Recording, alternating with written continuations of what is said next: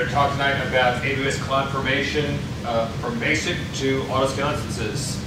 How many people here have actually used AWS services in any way, shape, means, or forms?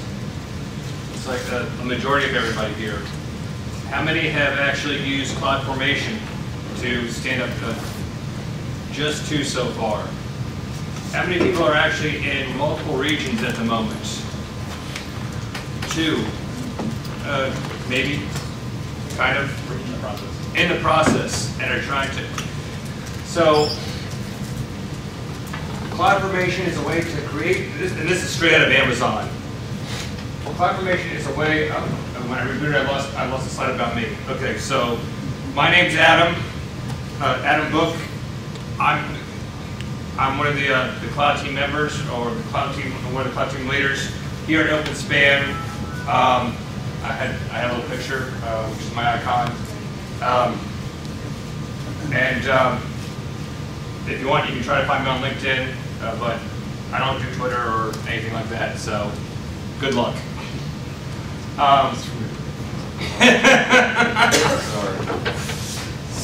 So we'll go right back to the presentation here. CloudFormation, this is straight out of Amazon. CloudFormation is a way to create and manage a group of AWS resources in a templated fashion. That's kind of dry. CloudFormation is really one big JSON piece in order that lets you manage resources and then in a recreatable fashion, and then, if you like, move them from region to region.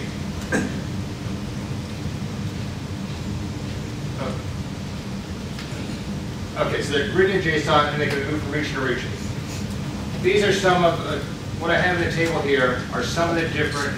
This is sampling of some of the different services that you can put into a JSON template. So you have EC2, AWS load balancers, elastic IP addresses, AutoScaling, security groups. You can create your own VPC. You can use S3 buckets.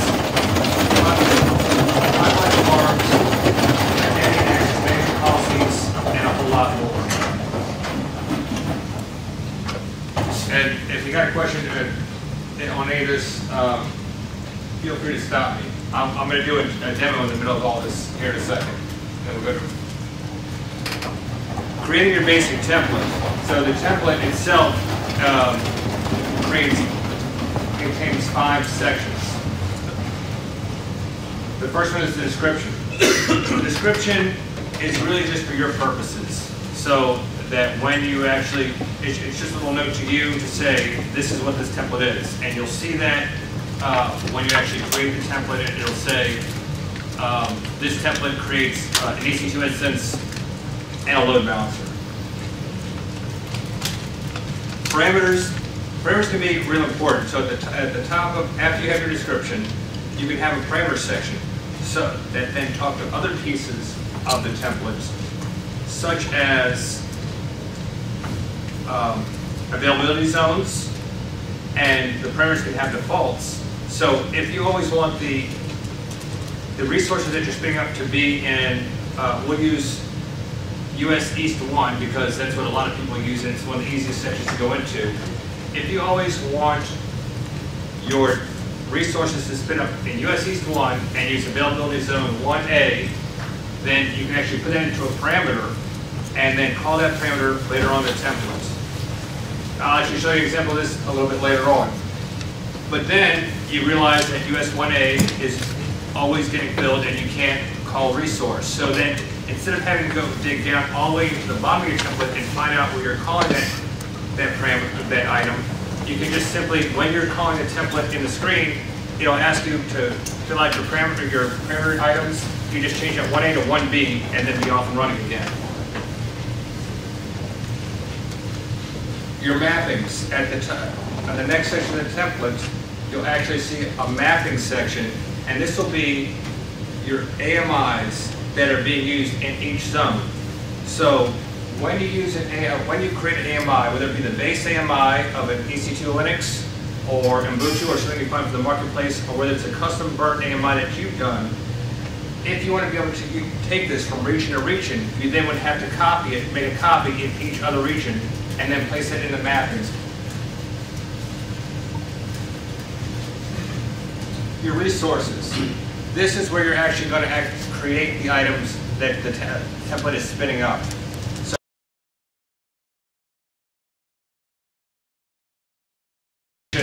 screen, it'll actually give you back some input, some output, like the instance ID of the instance you just created, or the bucket name that you just created, or the URL of the instance that you just created. So here's just a bare bones example, which doesn't spin up anything, but just the basic structure of the JSON template of CloudFormation right here. So if you're going to have your formatted version and the version date. Once again, we have our description right here, and so this can be changed to anything. Amazon's really not checking for this except the validity of the JSON syntax. Your parameters can go in the next section for your keys and values. Your mappings are going to a key and values, resources, and outputs. The next thing I can tell you is don't try to build things from scratch just by reading the documentation. Amazon has a lot of examples for you to take a look at. It's hard enough in trying to build some of these things sometimes, especially once you get to more complex templates.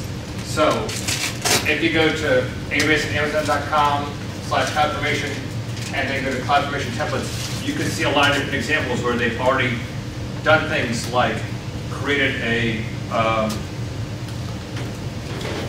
EC2 instance that connects to a MySQL database, or an AutoScale group.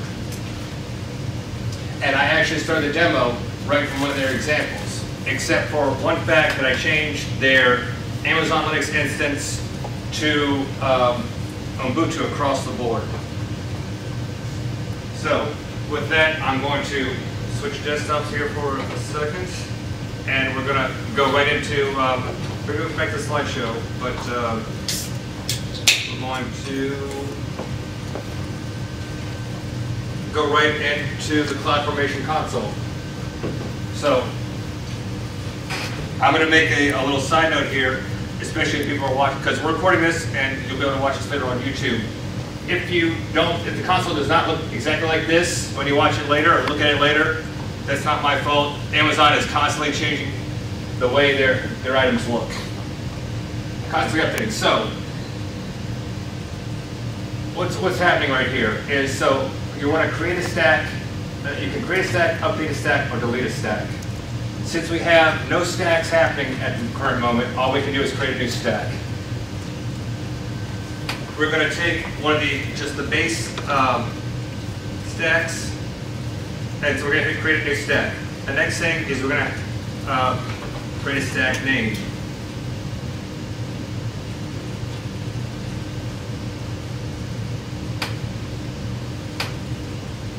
And we're going to use one of the sample templates, but we're going to use our own template, so we're going to choose a file.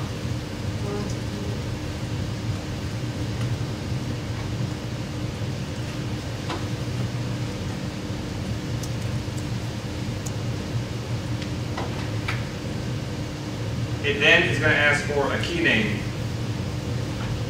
Oh, I'm sorry. These are the parameters that I was talking about before. So there's parameters in this template. If we actually take a look at the template itself,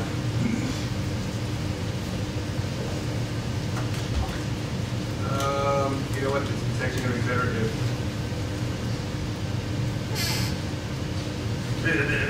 What I'm trying to hear is the difference between the first template and the second templates. And so if we actually look at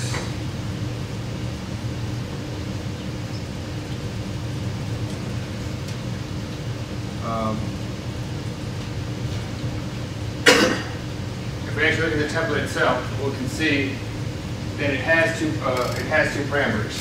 It has a key that you need, so you're going to need a key to actually get into the instance that we're creating, and then it's going to allow an SSH location. But the default to the location is going to be any address. It then has the mapping section. So in the mapping section, it's got the same base AMI of a base Ubuntu instance, but each AMI is different for every single region. We're then going to create our resource of just an EC2 instance and give it a security group. It's then going to reference that key name, which we designate up top, and then it's going to, whatever region we created in, it's then going to find that region inside the region map. So it's going to go say, whatever region we go into, we're creating this in the US West 1, that's where we started that screen at. So it's going to go find where our AMI is in US West 1, and then use that AMI. It then needs a security group to spin up the instance, so it's going to use it, it's going to reference this instance security group, and then create the instance security group here. It's only going to allow, based on the security group, port 22 from TCP. At that point in time, it should give an output of the EC2 instance, the availability zone, where it's created at, the public DNS name, and the public IP.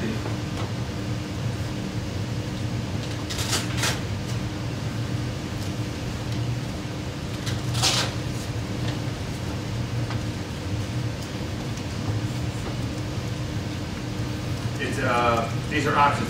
You can tag your stack just so you can keep track of it later on.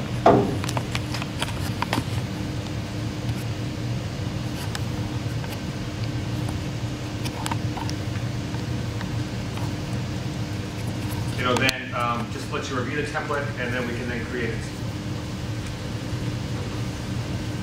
So at this point in time, we can see the creation of, and at the bottom, in your status bar, in your events, you can see what's happening. You can then refresh and see if the crate is still in progress.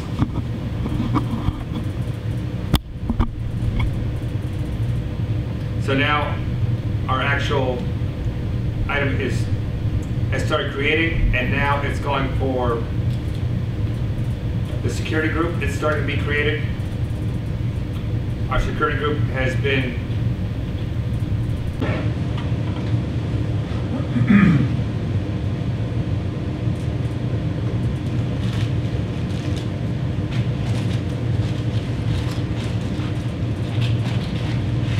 and then we're in.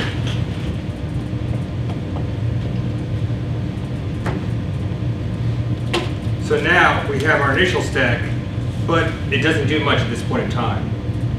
So instead of tearing down that stack and creating a whole other stack, what we can do is we can actually update the stack. So if we want to update the stack with some enhancements, like maybe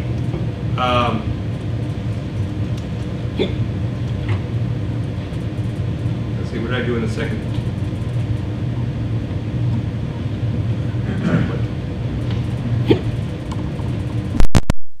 Index page.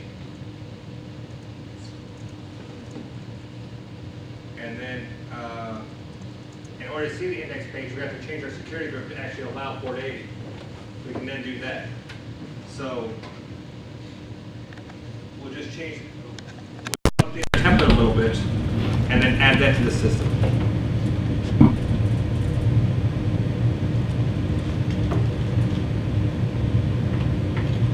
Same thing with our parameters. We'll use the same key. We'll still allow from everywhere.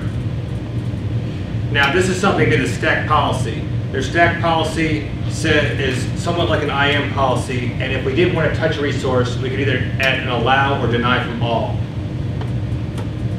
I'm sorry, I didn't have time to write a demo for the stack policy. And we hit update, and then we can see the update in progress. So now we can see in the events too that it's going to start to update our stack.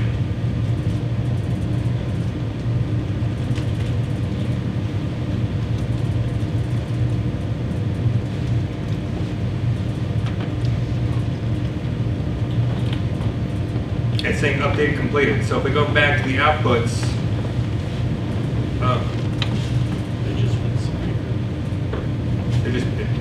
just put the security group. Oh, yeah, I'm saying you had only updated the security group so far. Right, because we would have to. You would have to tear down another instance and then bring up the other one to actually do that on initialize. I think you'll get the outputs when it finishes.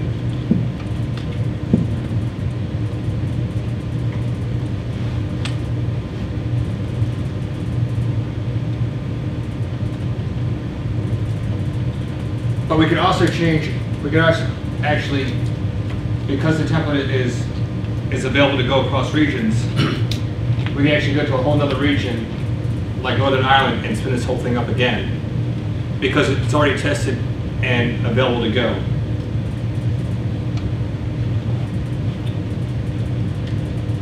I'm hoping that it's going to be able to, I know I test these things in a couple of different ways, but I'm hoping.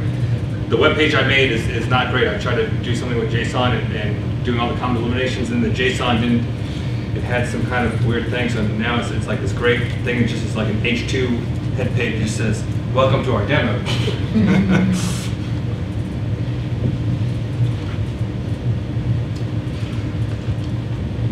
Okay, update complete. Let's go back to our outputs. Okay, it looks like the same instance ID and everything. Let's try this one at a time.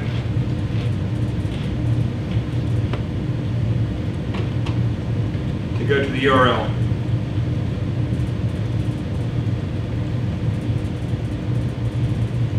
And it's not, so I could probably delete the stack and recreate it, because I think it needs to be created from just fresh.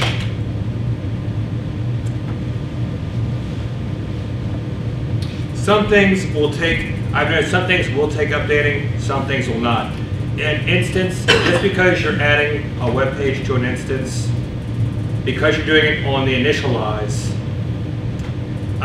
those scripts have to be placed into the metadata at time of creation. So because you're updating that instance is already running, and so it won't actually take those items.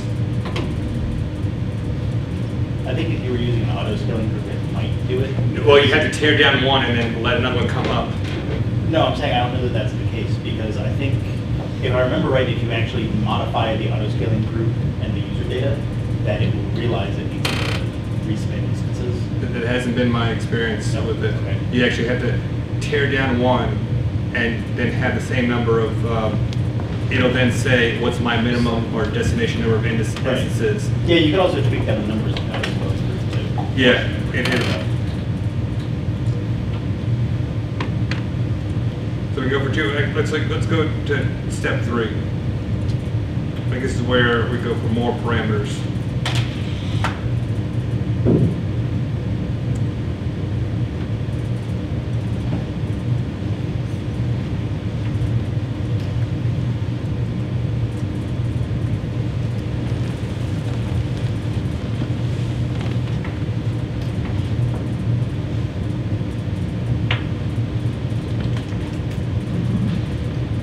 So we've torn down one, and if you said, what did I do on that other template that I was working on, you can see a whole list of completed, failed, deleted, or in progress on your list right here. Because I've had instances, and then actually on this one right here, you can actually see the template. So if we go to deleted over here, we can see the AWS demo we had, and then we can actually see the actual template that we used. Because I've actually had instances where I said, where was that template I was working on last month, and that was, I did have working, and you can go and cut and paste this, and then go re-edit it later on. Just a little trick of,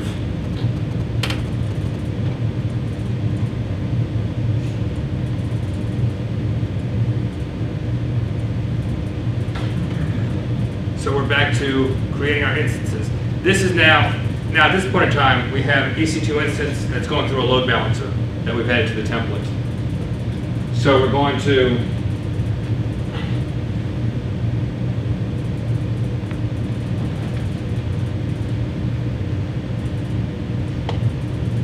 we're still having the same 2 parameters and the same mappings, but in the EC2 resources, we're actually going to have a load balancer that has a health check to port 80. So we're going to come up, we're going to bring the load balancer up, have the EC2 instance come up, and have it check to make sure that the target is healthy. With a healthy threshold of 3 checks and a healthy threshold of 5 checks, and checking every 30 seconds. And then in our outputs, we have to bring, now we're going to have a separate security group just for the load balancer than just the instance. And in our outputs, we're going to have the assembly URLs. We're going to have the URL of the load balancer come out so we can check that load balancer.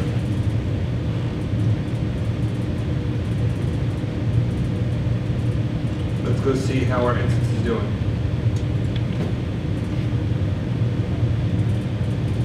So it's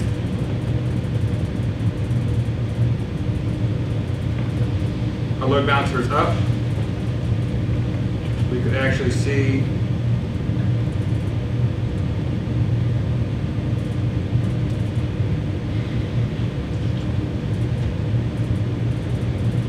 here's our load balancer that it just created. It has an instance up, but the instance is still registering at the moment. So even if we went to the website, it still needs to pass enough of those health checks to come online.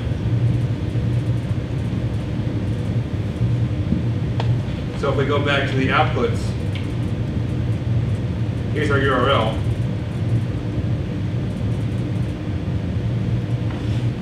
But we want to just check our load balancer. Now it's in service. And there's my awesome web page that I built for this demo. I know. I'm looking for a design job with that thing.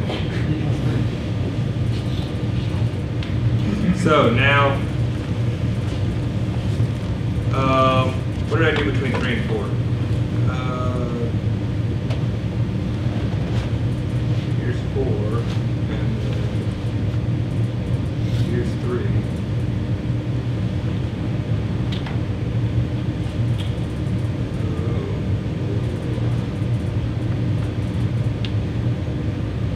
Just a health check. It's like parameterized report. Yeah. Okay, so now we're going into more parameters. The spot did not work with just a single instance. The spot will work with a AutoScale group. I've used spot instances in AutoScale groups before. I was trying to show everybody how to even go. With the spot instance, though, in a template, when you're going to get a difference between, as you see, these instances will come in about a minute. You're going to have at least a 4-minute differential between actually going out where it has to go out, make the bid, and then bring your instance up. So especially if you're in an instance where you have a need for instances now, remember you're going to have an item where it has to go out and make the bid, and then successfully accept the bid, and then bring those back up into the load balance instance. So know that you're going to have a little bit of delay, especially if you're starting to get hammered. And it'd be auto-scaled in that way. So we should be able to just update from 3 to 4.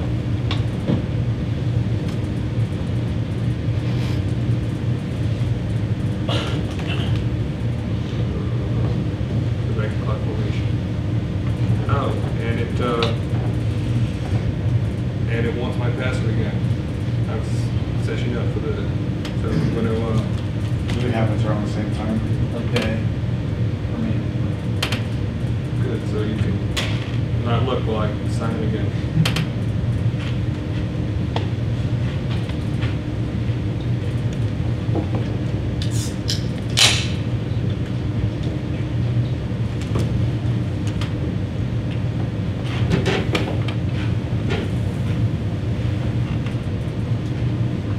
And we're back. Okay, so now we'll go back to with more parameters. We'll see if we can just update the stack again.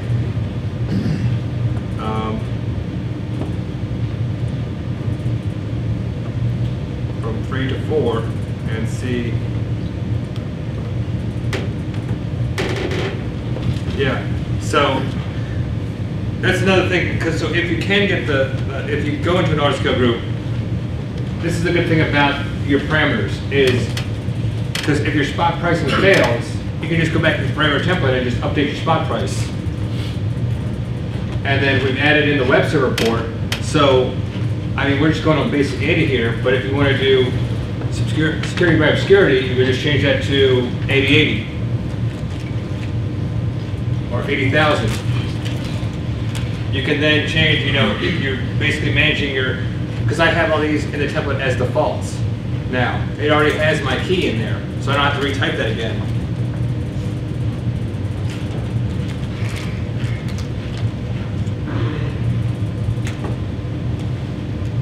You can prioritize a lot of the things in your template, which are nice, and then it just calls other pieces of the template later on.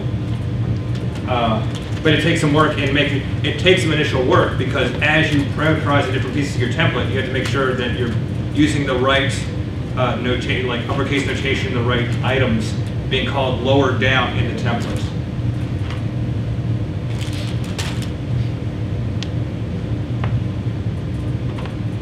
I think I talked about that some in the actual presentation.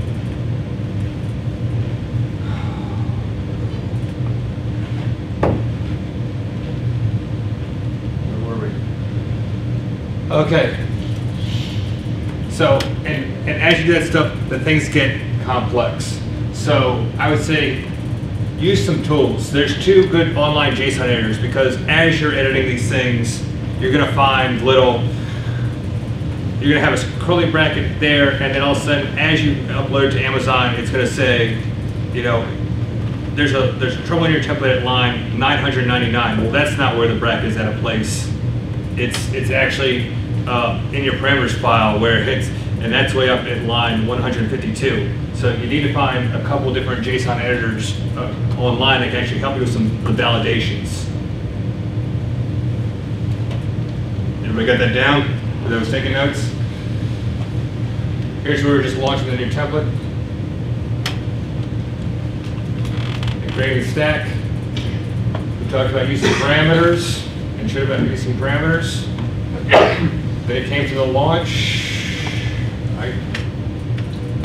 Tracking the launch. So we talked about tracking the launch. You can see where the creation in the different items where the items are created and in progress. Every once in a while, you're going to run into some problems.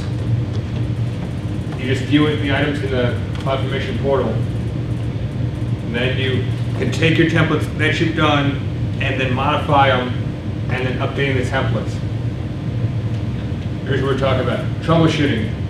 When you run into issues, you need to look at why your template failed. So it'll say update, you'll see things like update, rollback, and deletion complete all the way up here. You need to look at this create failed right here. So what it was happening is it was trying to create the load balancer, it was creating progress, but then it says security groups can only be applied to an ELB in a VPC. So then you go back into your ELB block and you must have tried to put something in a virtual private cloud. It's just telling you right there, it's not allowed. So go back, take out that line, retry your template again. Go ahead. So I'm not sure if it would catch this particular thing, but if you've got the AWS command line stuff installed, you can actually do CloudFormation validate template. Validate your template before you actually try to create a stack with it, so that can be kind of handy. It's half and half. I've had success with that. Yeah. Some things you'll catch, some things it won't until it actually tries to launch it. You know, it's not going to know that the ID of the security group that you're giving it isn't actually a valid ID, but it can at least validate that the structure of your file is right and that you're not trying to put parameters on things that aren't allowed, that kind of stuff. I'm with you. Yeah, that's if you're good with the command line tool as well. I mean, it's you're right. It's a pretty simple. It's a one-liner. You know, AWS CloudFormation validate template. I'm with you. I'm just whether you're using the old tools and it was the CloudFormation toolkit or the new toolkit, and so it's AWS. Is it just CloudFormation or is it CF? CloudFormation. Well, CF might work as well, but I know for sure CloudFormation. Do /h, do AWS/h, and you'll get a full, or it'd be cloud dash, I think it's cloud dash formation. Is it cloud dash formation? I think it's all one word. I think we're going to do next month's thing on the actual command, on the new Python toolkit. And so validate your templates. It'll actually parse it through and say whether or not, but it won't catch things like this security group is not, well, it catch things like if you're trying to reference something that's not in the actual template. I mean, it'll catch some of that stuff. So if you're trying to reference, something that you expect to be in the template, then I think that will fail because it won't have a resource called that in the template. If you're just trying to pass it a like security group ID of an already existing security group, then it probably wouldn't catch that because it's not actually, I don't think it actually validates that that value is a real security group. Yeah, so it just depends on what you're doing. When you're making a multi-templated, I've created my VPC, and then I'm creating the, yeah, it doesn't catch that sometimes. Right. Yeah. It doesn't know what it doesn't know. Right. So use the validate template from the command line, but also it'll a lot of times tell you exactly what it's failing at. Let's go take a look at what our next to final template is happening with.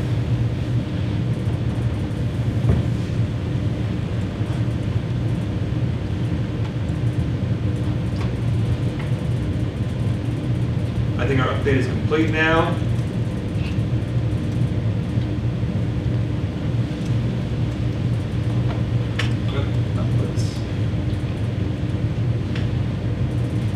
So we should be able to.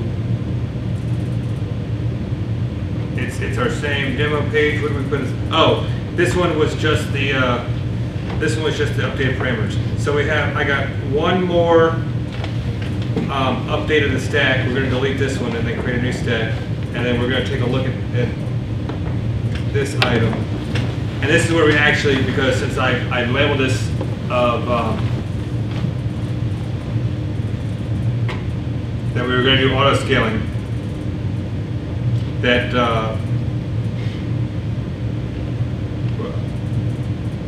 I said I'll actually show everybody how to do an auto scaling group here. So the first thing that you need is the launch config. And so you start your launch config, and then you go into, I'll show you this and then I'll show you in the comparison. So we've taken out the EC2 line right here because instead of a single EC2 instance, we're going to start with the launch config. Then we go into our properties, and we're still referencing our security group, and then what type of instance. Now that could be a parameter right there. Then we go back into what we're doing in our actual instance, and each time we're installing Apache and then placing our web page on there, and then we're finding our image in the regional map.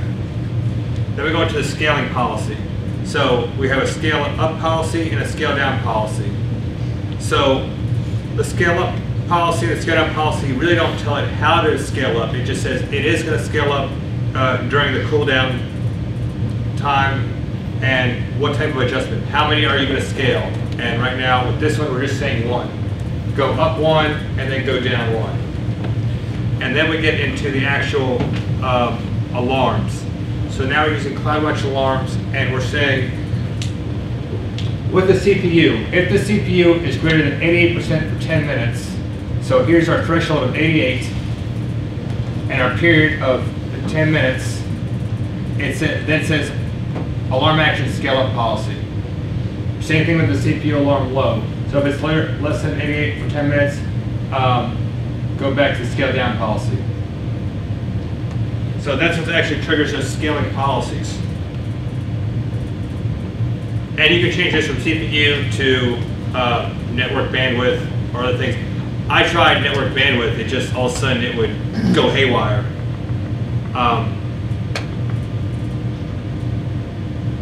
Once again, here's our elastic load balancer. So, and our security groups. And our outputs changed a little bit because it's tough to actually, all we have is the last deploy bounce URL because we can't call a specific EC2 instance to grab on the AutoScale group.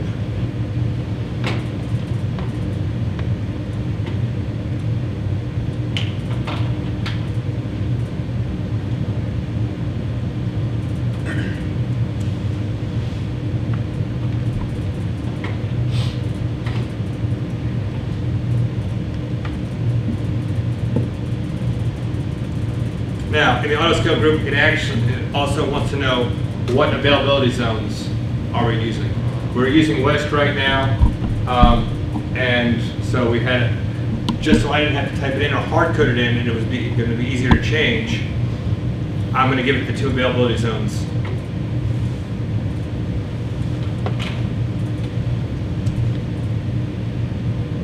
It's probably worth noting on that spot price, with you doing auto-scaling with spot instances, it's not smart enough to say one zone is at, your bid is at 4 cents, and one zone is at 5 cents currently, and the other's at 2. It's not smart enough to choose the 2. No, it's just, and it's going to block your whole auto-scaling group if you use a spot within. So I don't even have the spot price on the item. yeah, that's what I'm saying. You're right. It's a bug, and they need to fix it. So. Well, they also, on the spot pricing, they came out because, I mean, I would put in these high spot price bids, and so they've capped the spot pricing at, what is it, 4 times the actual, or it's like, it's about 4 times the actual instance cost. Is that like recent? Because I've seen some stuff running $30 an hour. No, they put caps on spot price bids now, and you cannot. Yeah, I mean, you just in order to keep the instance up. So I mean, you should try to outbid the spikes and spots. And so they put a policy out there these days that you cannot, like a medium instance, you cannot put a bid in over, or at least this is in some of the West regions, you can't put a bid in over than 42 cents an hour. Where a medium instance is usually 12 cents an hour, I think. Yeah, you can't put in a bid over that these days.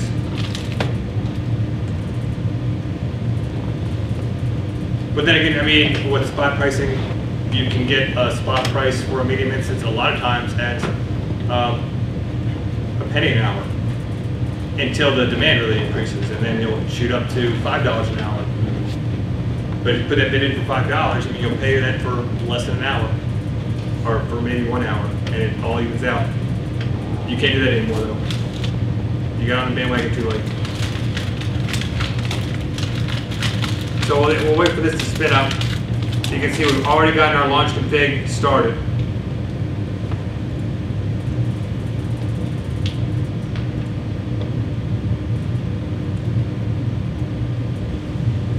Now we're showing our web server group.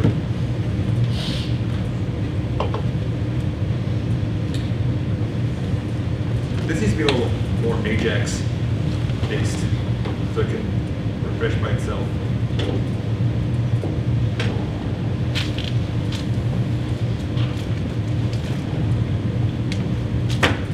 The stack list does, but not the events. The stack list? Oh yeah. The events.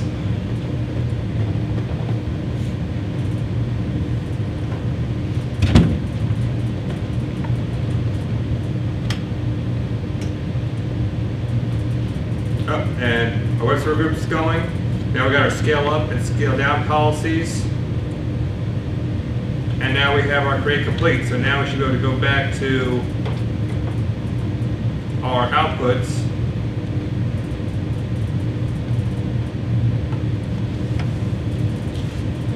And although, remember, it's going to take it a little bit of time from the load balancer to actually register the instance once again.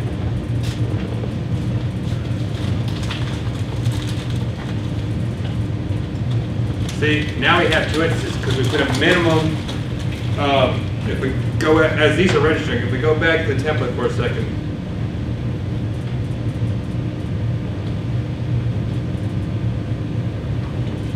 Where are you?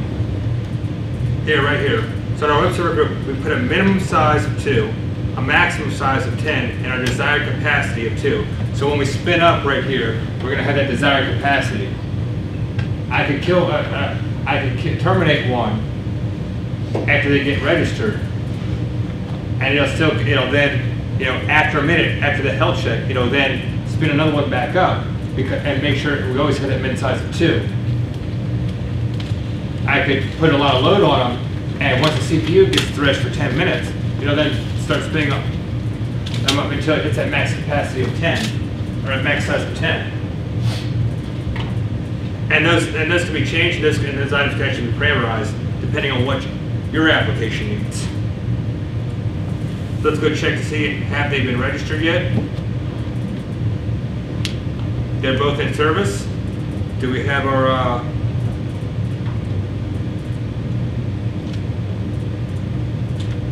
and there's our load balance instance. And that's the end of my demo and talk. If people have questions, plus I said, if you brought your own templates and need troubleshooting, I'm more than happy to help you. Thank you very much.